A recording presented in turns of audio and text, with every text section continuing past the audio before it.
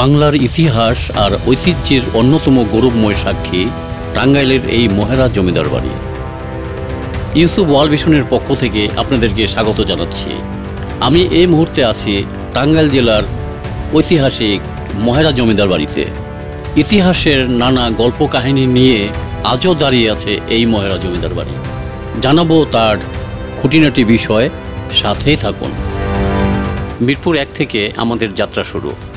ঢাকা থেকে টাঙ্গাইলের মহেরা জমিদার বাড়ির দূরত্ব প্রায় 70 থেকে 80 কিলোমিটার। এটি সড়ক পথে যেতে আনুমানিক 2 থেকে 2.5 ঘন্টা সময় লেগে যেতে পারে, নির্ভর করছে ট্রাফিক এবং রুটের উপর।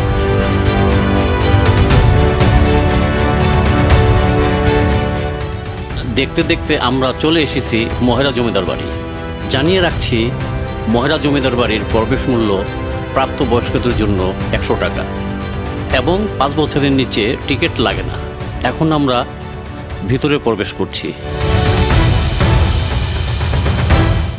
প্রকৃতির স্নিগ্ধতা আর স্থাপত্যের অনন্য নিদর্শন, যা আজও স্মরণ করিয়ে দেয় জমিদারি আমলের সেই জাঁকজমকপূর্ণ সময়ের কথা। মহেরা জমিদার বাড়ি অপরূপ সৌন্দর্যে নয়নবিরাম। তার রূপশোভা বিস্তার করে কালের নিদর্শন হিসেবে দাঁড়িয়ে আছে এক উজ্জ্বল ভাস্কর্য। মহেরা জমিদার বাড়ির ইতিহাস শুরু হয় 1890 সালে। তৎকালীন জমিদার আনন্দ রায় চৌধুরী এই বাড়িটি নির্মাণ করেন। তবে বাড়িটির মূল স্থাপত্য শৈলীতে ইউরোপীয় ও বাংলার মিশ্রণ দেখা যায়। এটি ছিল তৎকালীন জমিদারদের আভিজাত্য ও ক্ষমতার প্রতীক। মহেরা জমিদার বাড়ির প্রধান ভবনগুলো হল আনন্দ লজ, চৌধুরী লজ ও মহতাব মঞ্জিল।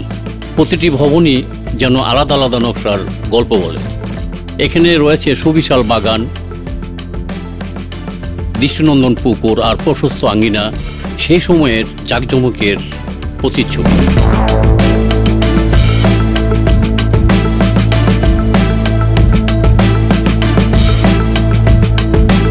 আমার খুব ভালো লাগছে টাঙ্গাইল মহেরা জমিদার বাড়িতে এসে। এখানে পরিবেশটা খুবই ভালো এবং এখানে অনেক সুন্দর সুন্দর বাগান আছে। এখানে আমি এইমাত্র রানী মহলের সামনে আসলাম, অনেক সুন্দর একটি জায়গা।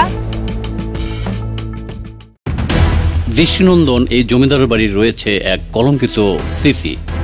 1971 সালের 14ই মে বাংলাদেশের মহান স্বাধীনতা যুদ্ধের সময় পাক বাহিনী মহেরা জমিদার বাড়িতে হামলা করে এবং জমিদার বাড়ির কুলবধূ যোগমায়া রায় চৌধুরী সহ 5 জন গ্রামবাসীকে চৌধুরী লদের মন্দিরের পিছনে একত্রে দাঁড় করিয়ে নির্মমভাবে গুলি করে হত্যা করে। ইতিহাস কলঙ্কিত সেই রক্তের দাগ এখনও লেগে আছে এই মহেরা জমিদার বাড়িতে। যে দেশের জন্য, যে মানুষের জন্য মহেরা জমিদার পরিবার নিজেদের শত প্রাচুর্য ভুলে এলাকার উন্নয়নে সার্বক্ষণিক ব্যস্ত থাকতেন, সেই এলাকার রাজাকার আর আলবদরদের প্রত্যক্ষ সহায়তায় পাকিস্তান বাহিনীর সেই চরম হত্যাযজ্ঞে জমিদার পরিবার শুধু হতাশই হননি।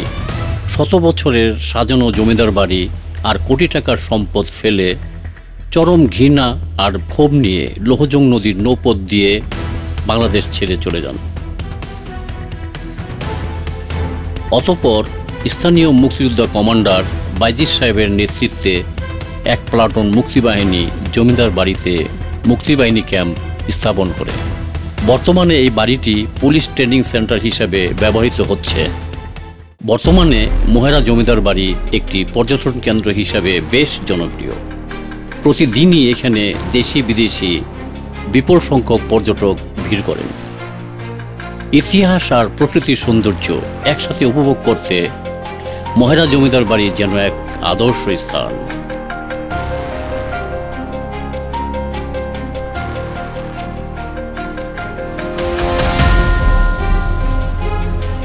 মহেরা জমিদার বাড়ি শুধু একটি স্থাপনা নয়, এটি আমাদের ইতিহাস, সংস্কৃতি এবং ঐতিহ্যের জীবন্ত প্রতীক।